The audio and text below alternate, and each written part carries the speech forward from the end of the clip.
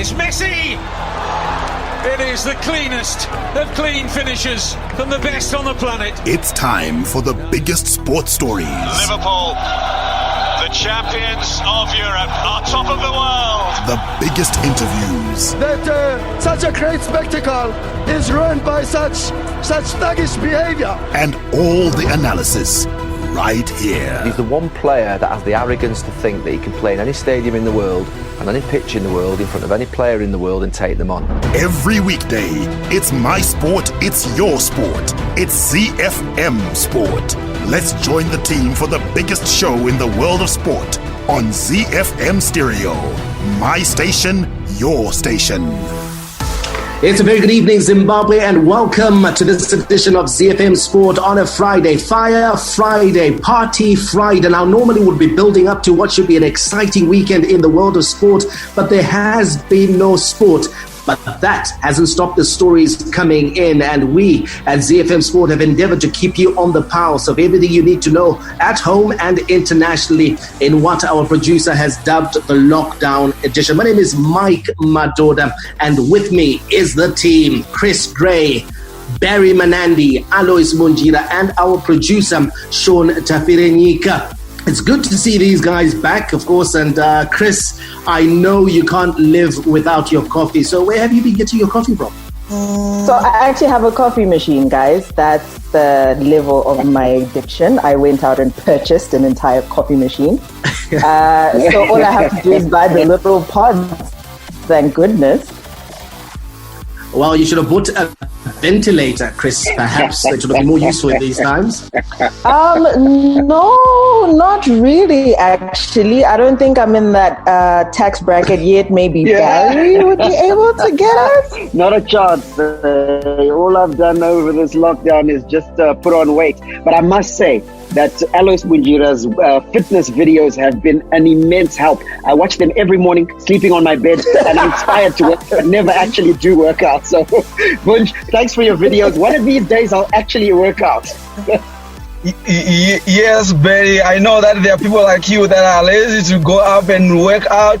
So I have to attack you in your bedrooms. I have to attack you at home so that you can start working out. I know some of you guys will ignore, but after 10 videos, I'm sure you'll take up one.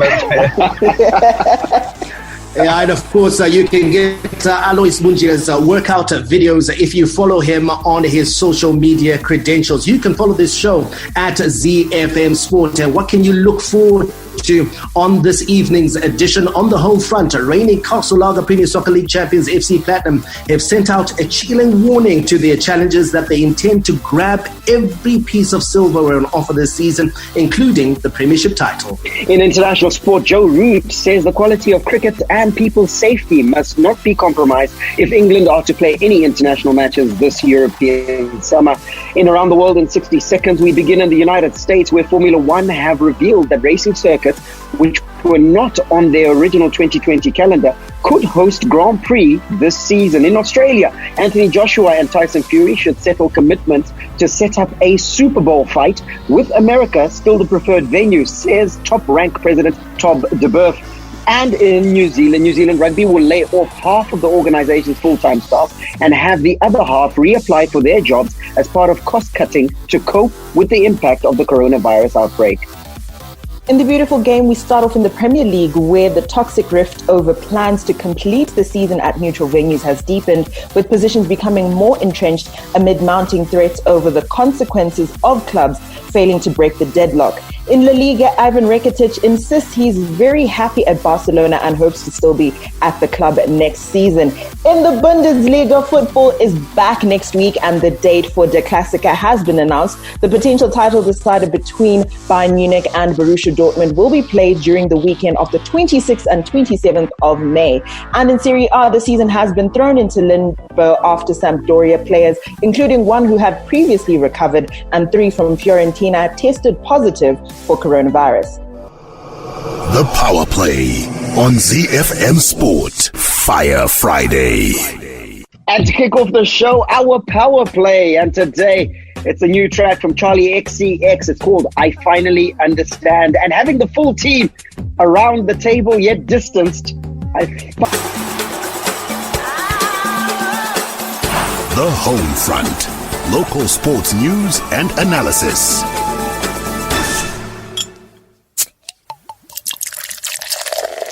From Rufaro to Barberfield, Mandava to Nyamunga, all the perfect moments in the Castle Lager Premier Soccer League come together on ZiFM Sport. Don't forget, we like to keep it interactive here at ZiFM Sport. Follow and interact with us at ZiFM Sport. That's on Twitter and Facebook. And you can also follow us in our individual capacity. Simply search for Barry Menandi, Chris Gray, Alois Bunjira, Sean Tafirinika, Mark Pozom, or myself, Mike Madodo, on any of the social media platforms that you are on.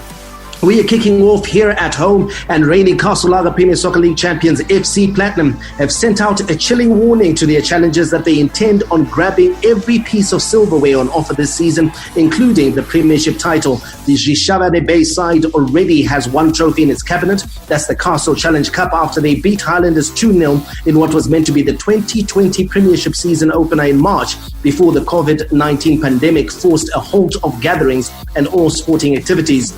There is now a growing indication that the season will kick off in August, making Zimbabwe align its football season with the rest of the world. So before we get to the chilling warning that has been sent by Pure Platinum Play Barry, we must say that, there are a few positives that have come out of this pandemic, and one of them is that we are being forced to finally align our season with the international calendar.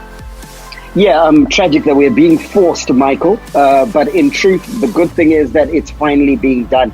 I think there's a couple of things that we've been forced to do. The first one being that with CAF and FIFA refusing to use, saying that our stadiums weren't up to scratch to host international matches, we've had to upgrade our stadiums. And then with coronavirus coming up, we've had to now change our calendar. So we've been forced into it, but it's going to be good for football in the long run. Our stadiums will be better, and I think that playing an August to May calendar will align us with the rest of the world and assist with everything that has to do with our football.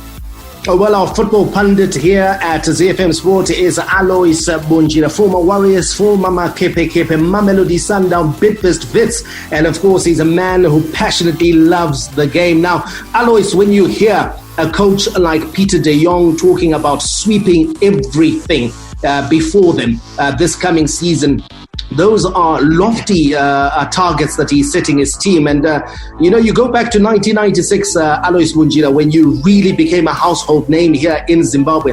That's exactly what Caps United did that season, isn't it?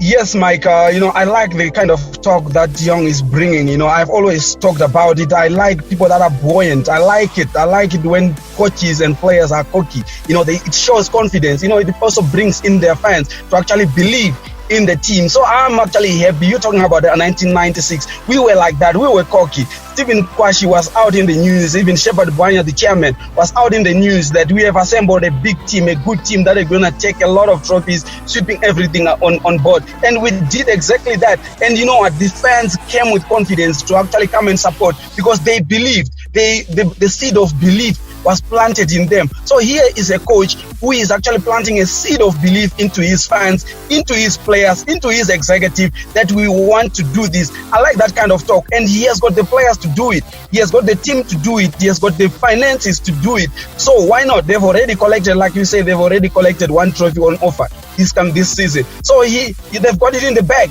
They have got the quality to actually do it. I'm excited about it. And all of a sudden, I'm also standing up. I don't support FC Platinum, but I'm also expecting now. I'm also sitting out and taking notice of FC Platinum. I want to see what they can do. So he has actually created excitement around FC Platinum, which is actually quite good for the club, quite good for Zimbabwean football. Chris, you take a look at FC Platinum, when we take a look at the history of football, whether it's locally or internationally, a big part of teams, growing and becoming these big brands has been, having characters that sort of like match and suit their ambitions. And they've had Norman Mapeza as coach, but Norman Mapeza, was not a big talker in the media. He was not one for a soundbite. He was not one for a headline. Now, finally, FC Platinum have a coach in Peter de Jong, who's not afraid to speak his mind to the media, who's not afraid to speak and to talk up his team's chances and to talk about how ambitious he is as a coach and how ambitious FC Platinum are as a team. And that's where FC Platinum are right now. without doubt, the biggest team in Zimbabwe. Absolutely. And I think it's also important to remember that FC Platinum are not just playing at the local level anymore. They're competing more on the international stage. And with a character like Peter de Jong, who's able to kind of rally the media around himself, he's constantly conversing on Twitter, sometimes negatively, and he's a bit of a PR problem to some extent. But what you have there is you get genuine engagement for the club. And what that does is it bolsters up the fans locally, and because of the platform that he uses to interact, you get FC Platinum as a brand on the continent being taken more and more seriously. And the more they bolster the club, the more they back themselves. I think it instills confidence even in the players when they do go out to play, that you know what, this is their season. Barry, have we seen anything from the would-be challengers? You know, we have seen, I think, Caps United sign a record 22 players. That must be entered into the Guinness Book of Records, to be honest. I don't think any team has ever signed 22 players before. We have seen Dynamos also hit double figures in terms of their signings. You know, we have seen, 14. We've seen Ngezi Platinum Stars as well sign nearly a new team of players. So, have you seen any of the business that has been done by the would-be challengers? And the reason why I leave Highlanders, because you and I, Barry, went to Barber Fields and we saw Highlanders comfortably dispatched by FC Platinum. So I'm not even going to throw them into this conversation. So I'm talking about the unknown quantities. Caps United, Dynamos, Ngezi Platinum Stars. Have you seen anything from those teams to suggest that FC Platinum may have a fight on their hands? Okay, I've seen enough from Ngezi Platinum Stars. I think there's enough that we can consider to say they would be in the title conversation. On the record signings at Caps United, that's not only a new team, that's a new squad. So for me, it's going to take a bit of time to actually get that squad to gel. We've had a chance in pre-season to have a look at Caps United, and I think there's some bedding in that needs to take place there. How quickly that happens, whether it takes 5-10 games, we know in this business, if you lose momentum in the first 5 to 10 games, you may never recover. So for me, Ngezi Platinum Stars for sure, but the one I want to mention is one that you actually haven't mentioned, and that's Chicken Inn. And I think Chicken Inn has done some smart business. I think Chicken Inn has got a squad that's strong enough. They've more or less spot buying. They've put out the older names to pasture. And so consequently, I think that the balance that's in the Chicken Inn side, and also the gaffer, Joey Mafero Antipas, knows how to do it. So consequently, I'm going to say if I want to put a long shot, if I want to put an extra bet, obviously FC Platinum comes in first, but I would say Chicken Inn is worth a bit of a flutter. Yeah, I'd forgotten about Chicken Inn because at Barber Fields, you and I had a chat with Joey Mafero Antipas, and when we asked him if he was looking forward to this coming season, he said, "I've built a machine." He said, "I've got a machine, boss." So he's also very confident of the team that he's got. Now, Alois, you take a look at your former team, Caps United, 22 players. There were a lot of people who thought that, the man in charge, Darlington Dodo, was perhaps the wrong man to have been in charge with Caps United, trying to wrest the title from FC Platinum at the end of last season. Is he still the wrong man, or is he the right man to be at the helm of this rebuilding process? I'm not so sure, Mike. I'm just going to wait to see how the Caps United machine, as it were, is going to gel. Barry talked about a lot of blending that needs to take place. And I've also watched them train. I think that they acquired very good players, that can actually challenge. But it all depends on how they are going to blend. How he is going to, at one time I counted the wingers that he's got. He's got about five wingers in one position. So I want to see how this is gonna be done, because at the end of the day, you want to think that probably some of the signings were not planned. They just jumped into a player who was available and all that. So that now it's actually confusion for the coach. So how it's gonna happen? How he's going to form a combination or a partnership of those players?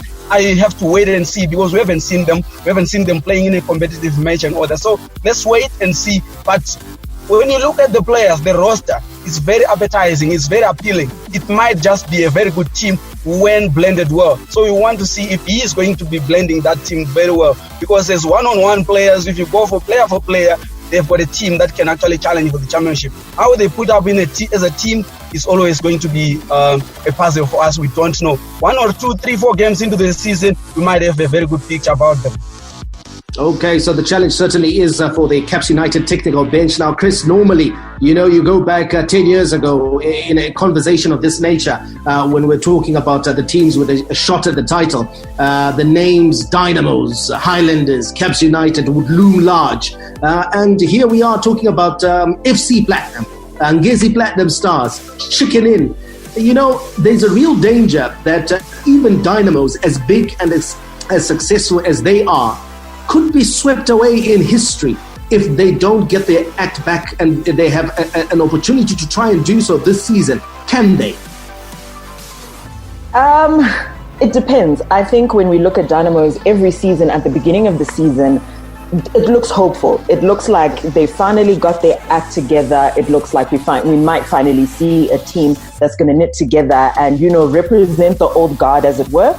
But it never quite comes together for Dynamos. And what usually happens is we hear about the bickering in the back room and all of the issues that they have with their players, paying their players, and issues like that, which they shouldn't be having. And we did see it as they fluttered, I think, closer and closer to the relegation zone last season, so that it's a distinct possibility that they could essentially exit the Premier League. So what they need to do this season, I think, is to come together, whether it's the board, the decision makers, in the dressing room. Everything needs to come together well, because there is that falling away of the old guard, and kids these days might never know that a Dynamos existed. Yeah, it looks like it's definitely a new season in Zimbabwe football, where the corporate teams are the ones on top. The challengers certainly will be chicken in and Ngezi Platinum Stars, but FC Platinum saying that they are going nowhere anytime soon. They have already won it 4 times on the spin, FC Platinums, and they'll be looking to make it 5 and break the record.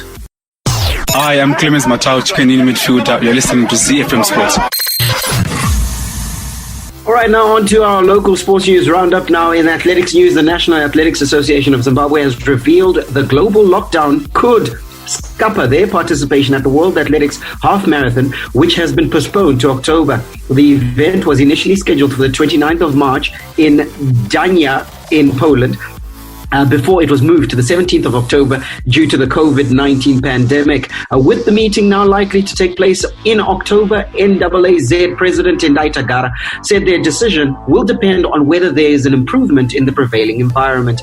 On to karate news, where Samson Muripo has resorted to individual training programs for his students. The Zimbabwe So Kyokushin Karate Branch Chief is nurturing some of the country's best karatekas. We have a challenge in the form of the coronavirus. We have done our best to educate our members on the importance of observing the lockdown and general COVID-19 preventive measures. We have encouraged them to train from home. I send training routines through our social media platforms for them to follow during the lockdown. I've also been running training programs live on Facebook, and some of our students have been able to join in from their locations. We have also moved with the times, providing training manuals on digital platforms. Those are the words of Samson Muripo. Let's wrap it up with news that Zimbabwe has failed to acquire the required bucket seats for its main football stadium owing to the coronavirus-induced lockdown restrictions. But Sports Minister Kirsty Coventry is optimistic CAF will understand the situation ahead of the next stadium inspection next month. The National Sports Stadium has undergone a facelift. The pitch has been transformed into a fresh and green surface. A new media centre has been erected, while renovations of the dressing rooms have reached an advanced stage. The government, which is bankrolling the exercise, has received reports that work on most of the targeted areas is now between 70 and 100% complete. Hi, this is Mike Madod, and you can catch me and the team for all the latest breaking news out of the world of sport, local as well as international, on your favorite station, my station, your station, ZFM. We are Z-Team on ZFM Sport. Z. From the front of the grid to the back of the net, it's ZFM Sport. International Sports News Roundup, where the world comes out to play.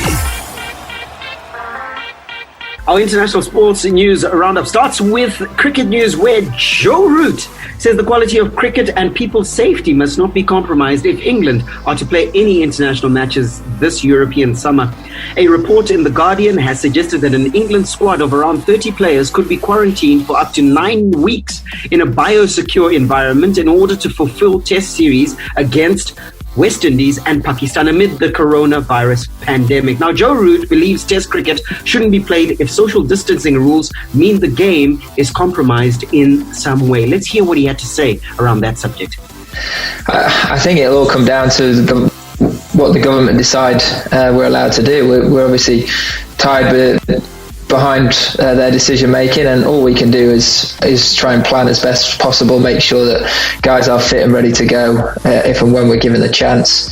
There'll be some training structure put in place for if lockdown measures are loosened slightly and the guys can get out and do a little bit more, and that'll be sort of staged, if you like. So one-on-one to start probably, and then small groups, and then into a sort of bubble phase as we lead into the games, if and when that happens. But there's so much that has to happen until then that we just got to make sure that we plan as best we can, and as I say, try and keep ourselves fit and healthy and ready to go. Well, I think first and foremost it would be the playing group, squad and management would all be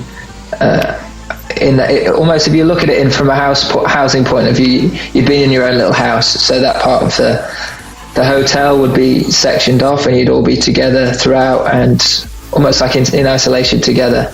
You wouldn't be interacting with the opposition, with broadcasting crews, media, officials. It would just be trying to keep that as tight as possible, and within the grounds it would be very similar, going into separate lunchrooms. How the change room would look is still depending on a few things, I imagine, and it would be a very different look and feel to how a normal test week would go and the environment we normally work in, but I do think it's probably manageable, and hopefully that's the case. All right, let's start with Michael's thoughts around this whole. It's a whole new world. Look, that goes without saying. But to think that players, as it is, cricketers have to spend long periods of time away from their families, but 9 weeks away from your families, quarantined together, is there no risk that while you're looking for team bonding, the reverse might begin to happen because of the longevity of time? Yeah, I understand that, Barry, but I think what cricket administrators are they're looking more at the bigger picture. And the bigger picture is the game of cricket. So you have to ask, is it too big a sacrifice to make to keep the game going? Because at the end of the day, it's about the impact that the pandemic has had on the sport of cricket. The difference, I think, with cricket and rugby and football is that football generates the majority of its money from TV rights, whereas I think cricket and rugby are still very much dependent on the match day. The match day brings in a significant percentage of revenue. So that's why they would like cricket to be played, because I think they're calculating losses to be about 350 million if those tours by the West Indies and Pakistan are cancelled. So that's why they would love to have the cricket played. So I think it's all about people making certain sacrifices. I think we're never going to get the ideal. We're never going to attain the ideal. If we try and wait for the ideal, it means that sport may well never be played in the next 2 years or 1.5 years, whilst we're waiting for a vaccine, whilst we're waiting for life to get back to what it was in 2017 and 2018. So those are, I think, some of the questions that people have to ask themselves, that what sacrifice are you willing to make to keep the sport going? Now, there's various levels, as Mike quite rightly points out, Chris, that this discussion has to happen. Obviously, it starts with the administrators. They're at the very top of the apex of the pyramid. But then at some point, a discussion and conversation has to be had with the players, because they're the ones who are going to be quarantined and away from their players. And you look at Joe Root himself, who's making these comments. His wife is pregnant with their second child, and he appreciates the fact, according to his comments, the fact that it's going to be difficult for people people to be away that long from their loved ones. But you'd think to yourself, athletes generally want to play sport. Alois obviously will attest to this. If you give an athlete an opportunity to play, they would want to play. So you got to think to yourself, there would be very few who would be against this suggestion. Definitely. And I think one thing to remember about professional sport is that these are professionals. This is their job. This is their bread and butter. This is what they live for. Besides the passion itself, I think a player, and any player at this level, has reached the level of professionalism where they understand what needs to be done must be done.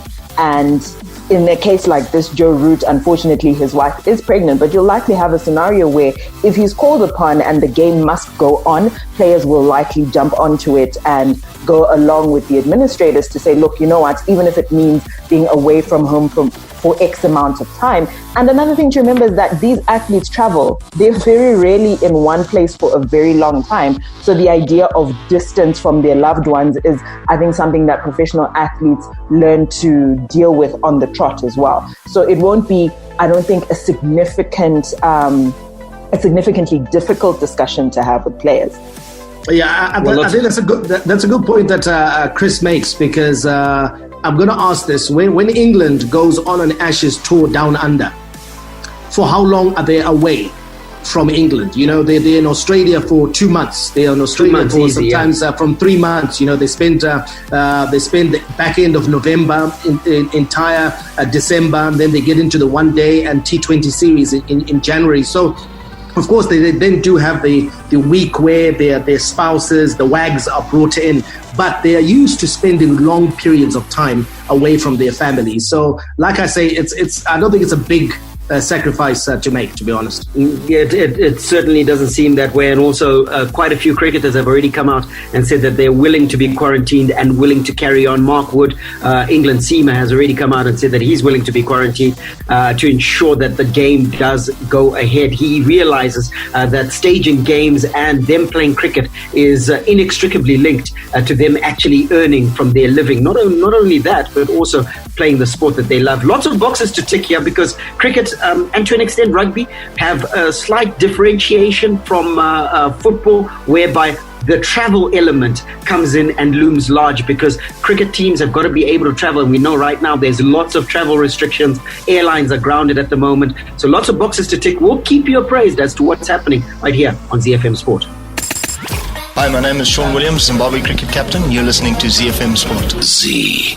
Around the world in 60 seconds. International sports news. We take you around the world in 60, courtesy of DSTV. We take off in the United States of America, where Formula One have revealed that racing circuits which were not on the original 2020 calendar could host the Grand Prix this season. The campaign is being rescheduled after the opening 10 races were called off due to the coronavirus, with the latest plans to hold a 15 to 18 race championship starting in Austria in early July before moving to Silverstone. But in a conference call discussing Formula One's first quarter earnings, the sports chairman Chase Carey revealed that negotiations aren't just taking place with the circuits on the initial calendar. New Zealand, where New Zealand Rugby will lay off half the organization's full-time staff and have the other half reapply for their jobs as part of cost-cutting to cope with the impact of the coronavirus outbreak. The report comes despite optimism in the governing body that the elite rugby competition, suspended since March, will be given the green light to start as early as Monday, when the government decides whether to ease social restrictions. NZR is dealing with an incredibly challenging time, and like other businesses in challenging positions because of COVID-19, it is seeing a significant reduction of revenue through the course of the year. It's estimated that New Zealand Rugby could lose 100 million New Zealand dollars in revenue this year if no elite rugby was played due to the coronavirus outbreak. We touched down in England, where Anthony Joshua and Tyson Fury should settle commitments to set up a Super Bowl fight, with America still the preferred venue, says top-ranked president Todd DeBoeuf. A blockbuster heavyweight battle between Joshua and Fury, Britain's two world champions, continues to be discussed, with promoter Eddie Hearn revealing that initial offers have been made to stage the undisputed title fight this this year. While there's so much to see across all our channels, SuperSport 1 is the channel you want to focus on for the best sport has to offer across the spectrum. So we're going to highlight for you every single day what you can expect from our two main time slots, Monday to Friday. That's the viewer's choice from 1 p.m. to 5 p.m. and the primetime slot between 5 p.m. and 9 p.m. And if you want your favorite sporting memory played on SuperSport, you can also drop the social media team a suggestion with the hashtag Relive. That's hashtag RELIVE, and we'll see if we can find it in the archive. You may even see your name pop up on the screen. Hi, I'm Warriors coach Zdravko Logarušić, and you are listening to ZiFM Sport. Sports with a difference. Z. The big leagues, the big teams, the big players. The beautiful game on ZiFM Sport. All the rivalry. Here is Harry Kane for Tottenham. Oh, what a goal! A classic derby goal from Harry Kane. Catch him if you can. All the stars. Oh, back here's Liverpool 2 in front. Talk about impudence. Talk about improvisation. Talk about Sadio Mane. And all the game-changing moments. And Raheem Sterling rattles it home. And once more, City are in front in a trice. All the updates from the Premier League on ZiFM Sport. We kick off the beautiful game in England where the toxic rift over plans to complete the Premier League season at neutral venues has deepened, with positions becoming more entrenched amid mounting threats over the consequences of clubs failing to break the deadlock. The 20 teams from the world's richest league prepared for what could be an acrimonious meeting on Monday over Project Restart, with no sign of any of the warring factions letting up on their positions. Brighton CEO Paul Barber says his club is against Premier League's neutral venue plan. I think there are clubs at different levels of the league that have an issue with neutral venues, and I think there's concern about the fairness element. I think if we were in a situation where all games were equal and everybody had to play the same number of games at home as they had away at this stage of the season, that might be one thing. If we were playing the same teams in the same order at this stage of the season, of course that's never going to happen. That will be another thing. But the reality is, we are 3/4 of the way through the season. Teams have got a large number of home games left or a smaller number of home games left. They have got big teams to play and smaller teams to play. In our case, we've got 4 of the 6 biggest clubs, not just in the league, but in Europe. And, at our ground, traditionally we've done okay against those teams, largely. And from that point of view, it's not just about the crowd, as Dan says. The statistics are very clear. There is a clear advantage from being on your home venue, and that's with and without a crowd. Z. Very interesting times in the English Premier League as they discuss that Project Restart, and it's more than just about when football gets back underway, but it's also about the conditions in which football will be played, both on the field of play and off it. And Chris, just taking a look at the position of Brighton, for example, and I guess Brighton representing a number of clubs towards the bottom of the Premier League, it looks like personal interests, club interests, are taking precedent over league interests, each team fighting in its own corner. Absolutely, and I can completely understand where administrators would be coming from if each club is saying, look, I'm looking out for number one. If clubs are to be relegated, in the short term, they might be able to bounce back. They get that parachute payment, and if they can bounce back into the Premier League, it'll be perfectly fine for them. But if you take a look at it in terms of the long-term cost of being relegated from the Premier League, a number of clubs are therefore justified in saying, you know what, we're going to fight for the best conditions for us to continue to play in the league. Another thing to look at potentially is, in as much as they can be selfish, the impact on football as a whole on the English Premier League will have an effect on them regardless of whether they stay in there or not. So a decision needs to come to quickly, but at the end of the day, clubs will always look out for number one. Definitely looking out for number one. And Barry, towards the top of the league, though, the discussions will be a lot different from the ones that we are having regards Brighton and Brighton looking out for number one. Towards the top of the league, the teams there are looking at their financial well-being, and their financial well-being is dependent on them getting back on the field of play. a lot smarter for me and a lot more practical. Guys, I'm going to take it away from football for a second and say the whole reason that we're doing this show in different locations is due to the global lockdown. And the global lockdown is not about me as Barry Manandi. It's about me caring for Sean, caring for Chris, caring for Mike, Alois, and the entire ZFM family, the entire Zimbabwean family, and say, right, I'm going to withdraw so for the greater good. And for me, I think the clubs at the bottom of the league are not looking at the greater good. They are looking at number one, and that's wrong to do. At a lot higher up, it's clearer up there, Michael, and pun intended, because the air is fresher, the air is easier. Also, it helps that Liverpool was so far ahead that there's no championship discussions in inverted commas that are actually taking place. It's all about the Champions League places and finances. So consequently, there's not going to be any issues at the top of the league. But I think the bottom of the pile, those clubs need to jack up and get in line. Let's get back on the field. I shared with you, Barry, this past week a report that's come out from the Project Restart meetings, where it was being said that Liverpool are not doing any talking whatsoever in the meetings. They've kept their counsel. They've said that they're not going to be involved in making any decisions regards whether football is going to be replayed. And a smart thing to do, because to be honest, people have made it all about Liverpool. Yet it's not about Liverpool, it's about football. Because the easiest of tasks right now is to decide whether Liverpool are given the title or not, and no one would dispute the fact that Liverpool deserve the title. But the most important thing is football. Yeah, and my prayer, and I can't understand, and I'm glad that Chris can understand it, because I certainly can't. I can't understand why the Brightons of this world, the teams that are at the bottom of the barrel, are fighting this tooth and nail.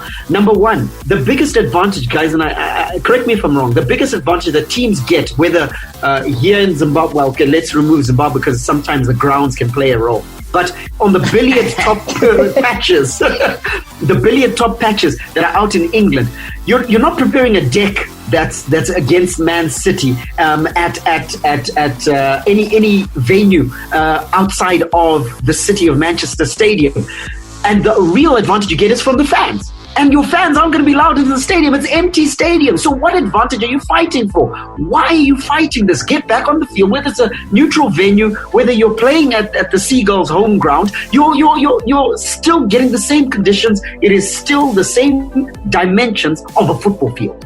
Okay, let's move the conversation to the players, Chris, because that's another dimension that's come to the fore as well recently in the discussion regards Project Restart in England, where there are some players who have expressed, Kun Aguero from Man City has come out publicly and said he's scared, of getting back on the field of play under these circumstances, because he's got a family, he's got a wife, he's got young children, etc. So there is that element, isn't it, that the teams have to deal with. Of players who may not be comfortable getting back to the field of play. And look, it can be understood that a player is fearful, but I think it's that issue of the players almost want to see someone else do it.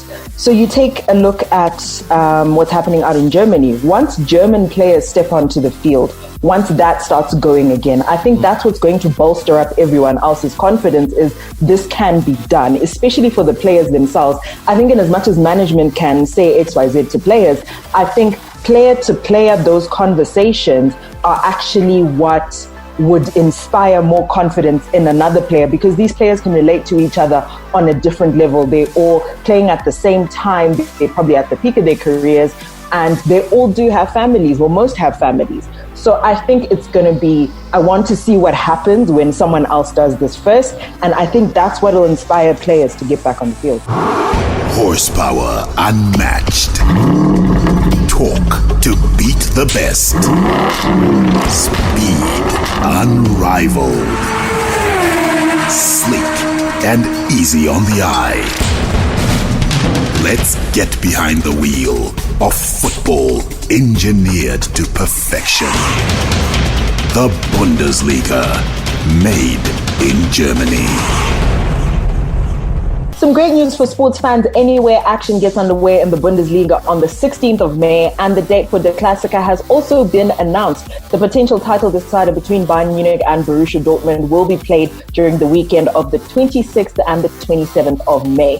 Borussia Dortmund, though, expect Jadon Sancho to stay at the club. However, a source close to the 20-year-old has told Sky Sports a move away from Dortmund is still likely, as he's unlikely to extend his current contract, which expires in 2022. Dortmund have maintained that they will only sell if the deal is right for the club and the player, who is valued in excess of £100 million.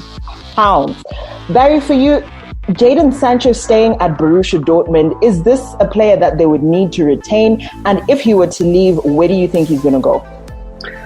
Look, it's a player that Borussia Dortmund need if they want to kick on. And I think the Borussia Dortmund is due. They're due to make that step up and win the Bundesliga first and foremost, and then secondly start making inroads into the Champions League. And I think keeping your best talent is a part of that. They've learned that.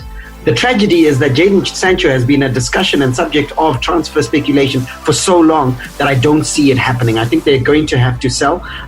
Whether they sell at their marked price or they slightly take a knock is what remains to be seen. I mean, as early as the beginning of this season, they were already talking about Jadon Sancho's transfer to Manchester United, for example. So now we're a full season later and we're still talking about Jadon Sancho. It's going to happen. And Mike, we just taking a look at the Bundesliga as a whole and that restart. The Bundesliga is supposed to be starting on the 16th of May, and it's going to be the first European league to restart following the coronavirus shutdown. And in as much as they're going to have some restrictions, there's not going to be any fans in the stadium. They're going to be having very strict hygiene standards that they're going to have to keep up with. And that this is all going to be happening in 9 days' time. What are some of those first mover advantages that the Bundesliga is going to be lapping up, as it were? Well, Chris, I mean, the very fact that we're talking about it here in Zimbabwe a full week before kickoff just shows you the global interest and the global attention that the Bundesliga is going to enjoy when they become the first major league to kick off. So in terms of eyeballs, on the German game, they are going to have perhaps the biggest viewership they've ever enjoyed ever, because they're not in competition with La Liga, they're not in competition with the English Premier League or with Serie A. They're going to be the only major league that's playing. And for German TV companies, for those that own the rights to these matches, this is fantastic for them. This is a kiss and make up with the Bundesliga, because in terms of them getting money back through advertising, corporates, brands, services are going to be tripping over themselves to try and get those precious minutes in Bundesliga games that are going to be televised in Germany and the world all over. That action gets underway on the 16th of May, and it's going to be a pretty interesting time for football all over.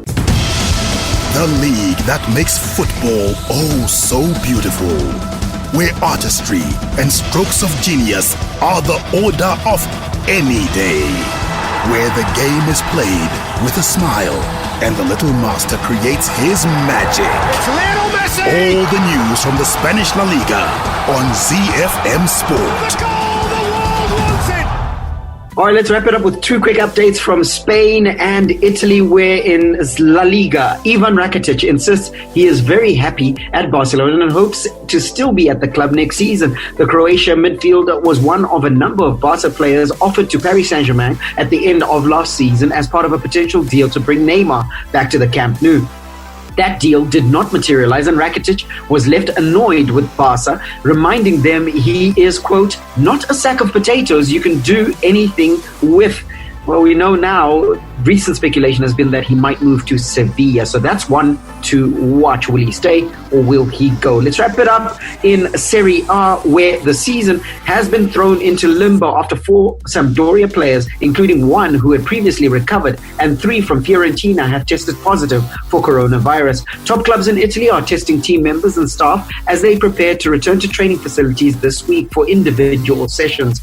Earlier, Fiorentina had revealed that 3 players and 3 of the club's staff had tested positive for the virus, taking this week's tally among Italy's top flight clubs to 8 after Torino announced on Wednesday that one player had the virus. Time, always the enemy on the show, but good to have the team back, and hopefully we can do this again pretty soon, but we gotta go now. Hopefully you've enjoyed it. We've enjoyed bringing it to you. May God richly bless you. That's my story, and I'm sticking to it. And Andy, out. And it's Messi! It is the cleanest of clean finishes from the best on the planet. The biggest sports stories. Liverpool, the champions of Europe, are top of the world. The biggest interviews. That such a great spectacle is ruined by such thuggish behavior. And all the analysis right here. He's the one player that has the arrogance to think that he can play in any stadium in the world and any pitch in the world in front of any player in the world and take them on. Every weekday, it's my sport, it's your sport. It's ZiFM Sport on ZiFM Stereo. My station, your station.